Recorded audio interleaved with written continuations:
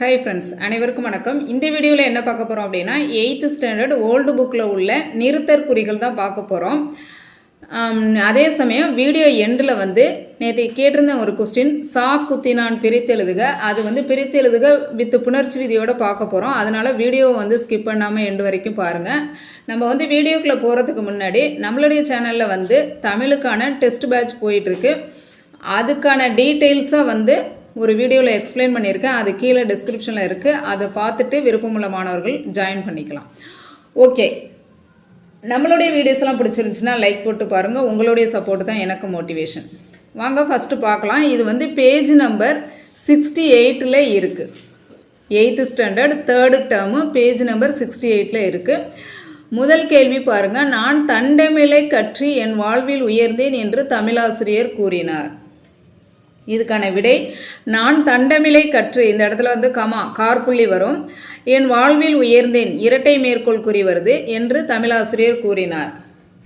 இரட்டை மேற்கோள் குறி எந்த இடத்துல வரும் அப்படின்னா நேர்கூற்று தொடரில் தான் இரட்டை மேற்கோள் குறி வரும். நேர்கூற்று தொடர் என்னங்கிறத டீட்டெயிலாக 2005 எடிஷன் 8th ஸ்டாண்டர்ட் நடத்தும் போது சொல்லியிருந்தேன். நேர்கூற்று தொடர்னா என்ன, அயற்கூற்று தொடர்னா என்னன்னு டீட்டெயிலாக சொல்லியிருப்பேன். அதில் பார்த்துக்குங்க, பிளேலிஸ்டில் இருக்குது. அப்போ நேர்கூற்று தொடரில் தான் இந்த இரட்டை மேற்கோள் குறி வரும்.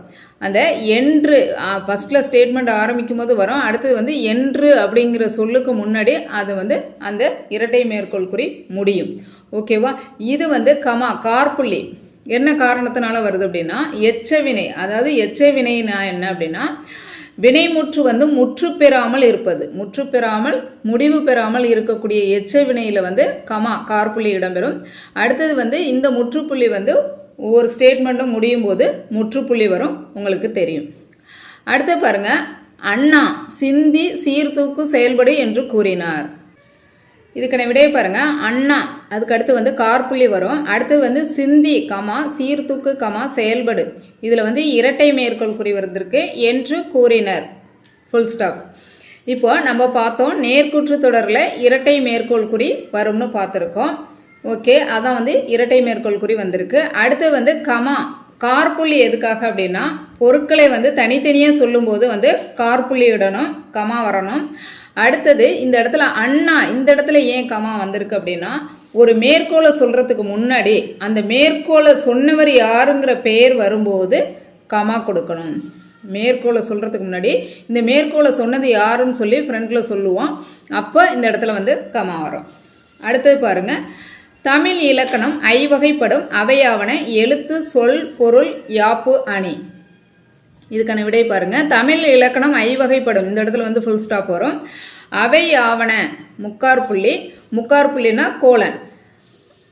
அடுத்தது எழுத்து கமா சொல் கமா பொருள் கமா யாப்பு கமா அணி. இப்போ இந்த இடத்துல நம்ம சொற்றொடரில் ஒன்றை விரித்து கூறும்போது, இப்போ ஐவகைப்படும் இலக்கணம்னு சொல்லிட்டோம். அந்த ஐவகையை விரித்து சொல்லும் போது அவை ஆவணங்கிற இடத்துல அந்த மாதிரி அந்த ஐந்தையும் நம்ம விரித்து சொல்ல போகிறோம். அந்த விரித்து சொல்கிறதுக்கு முன்னாடி இந்த முக்கார்புள்ளி, அதாவது கோலன் கொடுக்கணும். அடுத்தது நம்ம ஒவ்வொரு பொருட்களையும் தனித்தனியாக குறிப்பிடும் போது கமா கார்புள்ளி வரும். ஓகேவா?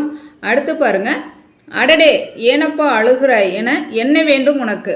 இந்த இடத்துல அடடே அப்படிங்கிற இடத்துல கமா, ஏனப்பா அழுகிறாய் கொஸ்டின் மார்க்கு, என்ன வேண்டும் உனக்கு கொஸ்டின் மார்க்கு. உங்களுக்கு இந்த இடத்துல ஏன் என்ன அப்படின்னு கேள்விக்குறி வந்திருக்கு, அதனால கேள்விக்குறி போடுறீங்க. அடடே அப்படிங்கிற இடத்துல கமா வருது. ஏன் அப்படின்னா உணர்வு சொல் வரும்போது உங்களுக்கு கார்புள்ளி இடணும், கமா வரணும். உணர்வு சொல் சொல்லும்போது கமா வரணும். அடுத்து பாருங்க, அனுமனை பார்த்து ராவணன் வாலி நலமா என்று கேட்டான். அப்போ இது ஒரு நேர்கூற்று தொடர். அப்போ அனுமனை பார்த்து ராவணன், இந்த இடத்துல நான் என்ன சொன்னேன், அந்த மேற்கூற்றை கூறியவர் யார் அல்லது கேட்டவர் யார் அப்படிங்கும்போது அந்த இடத்துல கமா வரும் அப்படின்னு சொல்லியிருந்தேன். அடுத்தது நேர்கூற்று தொடர் வரும்போது இரட்டை மேற்கோள் குறி இடணும்.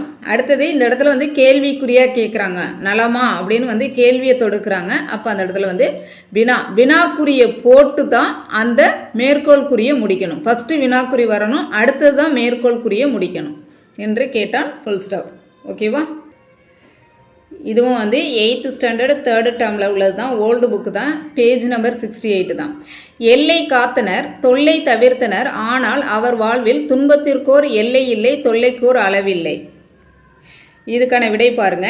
எல்லை காத்தனர் இந்த இடத்துல வந்து கமா கார்புள்ளி வருது. தொல்லை தவிர்த்தனர் இந்த இடத்துல வந்து செமிகோலன் அரைப்புள்ளி வருது. ஆனால் அதுக்கடுத்து கமா.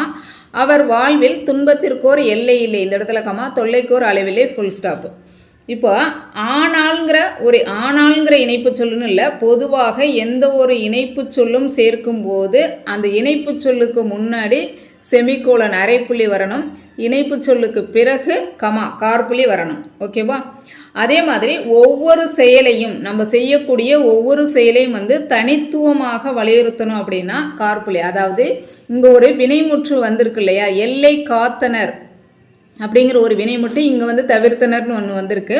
அப்போ இது ரெண்டையும் வந்து நீங்கள் வந்து தனித்துவமாக சொல்லணும் அப்படின்னா இந்த இடத்துல வந்து கார்புள்ளி இட்டு சொன்னால் அந்த வார்த்தையை வந்து வரியை வாசிக்கும் போது மிக தெளிவாக இருக்கும். இது வந்து இலக்கண விதிப்படி. அதே மாதிரி இந்த இடத்துல வந்து எல்லை இல்லை இந்த இடத்துலையும் வந்து அது மாதிரி தெளிவாக இருக்கும். ஒரு சில நேரங்களில் இந்த கார்புள்ளி இடாமலும் சொல்ல வாய்ப்பு இருக்கிறது. ஓகேவா? கார்புள்ளி இட்டும் சொல்லுவாங்க. கார்புள்ளி இட்டு சொல்லும்போது மிக தெளிவாக இருக்கும். நம்ம படிக்கும்போது எல்லை காத்தனர் அந்த இடத்துல கொஞ்சம் லைட்டாக நிறுத்தி அடுத்து தொல்லை தவிர்த்தனர்ங்கும் போது வாசிக்கும் போது தெளிவை கொடுக்கும். அதனால இந்த இடத்துல கார்புள்ளி இட்டும் எழுதலாம், கார்புள்ளி இடாமலும் எழுதலாம். அதனால நீங்கள் வந்து ரெண்டையுமே தெரிஞ்சுக்குங்க. அடுத்தது பாருங்க. ஒரு கவிதை என்றால் கற்பனை, உணர்ச்சி, கருத்து, வடிவம் ஆகிய 4ம் இருக்க வேண்டும் என அறிஞர் கூறுவர். பொருட்களை விரித்து கூறும்போது நம்ம என்ன வரணும்னு சொல்லியிருக்கிறோம், கமா வரும்னு சொல்லியிருக்கோம். அப்போ கற்பனை கமா, உணர்ச்சி கமா, கருத்து கமா, வடிவம். இந்த இடத்துல வந்து கமா, அந்த சொற்றொடர் முடியும் போது ஃபுல் ஸ்டாப். அடுத்தது திருக்குறள் ஒரு வாழ்வு நூல், அது தமிழகத்தின் செல்வம், அதன் திரண்ட கருத்தெல்லாம் ஒன்றே ஒன்று, அது மக்களாய் பிறந்தவரெல்லாம் மக்கட்பண்போடு வாழ்தல் வேண்டும். இதில் எல்லாமே வந்து ஃபுல் ஸ்டாப்பு தான். அதாவது ஒவ்வொரு சொற்றொடரிலும் இறுதியில் முற்றுப்புள்ளி இடணும். திருக்குறள் ஒரு வாழ்வு நூல் அந்த இடத்துல ஒரு முற்றுப்புள்ளி, அது தமிழகத்தின் செல்வம் அந்த இடத்துல ஒரு முற்றுப்புள்ளி, அதன் திரண்ட கருத்தெல்லாம் ஒன்றே ஒன்று முற்றுப்புள்ளி, அது மக்களாய் பிறந்தோரெல்லாம் மக்கட்பண்போடு வாழ்தல் வேண்டும். இது வந்து முற்றுப்புள்ளி. ஓகே, அடுத்தது பாருங்க. சேர நாடு வேலமுடைத்து, பாண்டி நாடு முத்துடைத்து, சோழ நாடு சோறுடைத்து, தொண்டை நாடு சான்றோருடைத்து என்பது ஔவையின் வாக்கு. சேர நாடு இதுலேருந்து இரட்டை மேற்கோள் குறி ஆரம்பித்து சான்றோருடைத்து இதோட முடியுது என்பது ஔவையின் வாக்கு. இதில் வந்து ஃபுல் ஸ்டாப் வருது. அடுத்தது வந்து சேர நாடு வேலமுடைத்து, பாண்டி நாடு முத்துடைத்து இந்த இடத்துல எல்லாம் வந்து அரைப்புள்ளி செமிகோலன் வருகிறது. இப்போ வந்து இரட்டை மேற்கோள் குறி வந்து எந்த இடத்துல வரும் அப்படின்னா நேர்கூற்று தொடரிலையும் அதே சமயம் பொன்மொழிகளை வந்து மேற்கோளாக காட்டும் போதும் வந்து என்ன வரும், பொன்மொழிகளை மேற்கோளாக காட்டும் போது இரட்டை மேற்கோள் குறி வரும். ஓகேவா? ஔவை சொன்ன பொன்மொழியை வந்து இந்த இடத்துல சொல்லியிருக்காங்க. அப்போ இரட்டை மேற்கோள் குறி வந்திருக்கு. இது வந்து ஃபுல் ஸ்டாப் வந்துட்டு. இப்போ இந்த செமிகோலன் அதாவது அரைப்புள்ளிங்கிறது எப்பொழுதுமே வந்து ஒரு தொடர்நிலையில் வரும். அதாவது ஒரு எழுவாய் பல பயனிலை இருக்கும்போது அரைப்புள்ளி வர வேண்டும். ஆனால் இந்த இடத்துல என்ன சொல்கிறாங்கன்னா பொன்மொழிகளை எழுதும் போதும் ஒவ்வொன்றையும் வந்து தனித்தனியாக கருத்தாக இருந்தாலும் அந்த கார்புள்ளிக்கு பதிலாக அரைப்புள்ளி பயன்படுத்துவதே நல்லது அப்படின்னு சொல்லியிருக்காங்க. எதுக்காக அப்படின்னா இப்போ வந்து இது வந்து பல எழுவாயாக இருந்தாலும் அங்கே சொல்லக்கூடிய கருத்து ஒரே கருத்து, அதாவது அந்த நாட்டினுடைய சிறப்பை வந்து கூறுது. அப்படிங்கிறதுனால இந்த இடத்துல வந்து அரைப்புள்ளி இடலாம் அப்படின்னு ஒரு சில வெப்சைட்டில் சொல்கிறாங்க. ஆனால் திருக்குறள் கட்டுரைகளில் இந்த இடத்துல வந்து அந்த திருக்குறள் கட்டுரைகள்ங்கிற அந்த புத்தகத்தில் இந்த இடத்துல வந்து கார்புள்ளி தான் இட்டிருக்காங்க. ஆனால் அதிகப்படியான வெப்சைட்டில் இந்த இடத்துல அரைப்புள்ளி வருவதே சிறந்தது. ஏன்னா வந்து மேற்கோளுக்குள்ளே நீங்கள் பிரித்து காட்டும் போது அரைப்புள்ளி இடுவதே சிறந்ததுன்னு சொல்லியிருக்காங்க. அதனால் வந்து இது வந்து ஒரு குழப்பமான இதாக தான் இருக்குது. ஆனால் திருக்குறள் கட்டுரைகள் நூலில் வந்து இந்த இடத்துல எல்லாம் வந்து கமா கொடுத்துருக்காங்க. வெப்சைட்டில் அரைப்புள்ளி இடுவதே வந்து சிறந்ததுன்னு சொல்லியிருக்காங்க. அடுத்து பாருங்க. சிலப்பதிகாரம் தமிழில் முதலில் தோன்றிய காப்பியமாகும். இதனை குடிமக்கள் காப்பியம் என அறிஞர் போற்றுவர். இதில் வந்து சிலப்பதிகாரம் தமிழில் முதலில் தோன்றிய காப்பியமாகும். இந்த இடத்துல வந்து முற்றுப்புள்ளி. அடுத்தது இதனை குடிமக்கள் காப்பியம் என அறிஞர் போற்றுவர். அப்போ குடிமக்கள் காப்பியங்கிறது அதனுடைய சிறப்பு பெயரை தனித்துவமாக காட்டணும். ஒரு சொல்லை வந்து தனித்து சிறப்பித்து காமிக்கணுங்கையில் அப்போ வந்து ஒற்றை மேற்கோள் குறி இட வேண்டும்.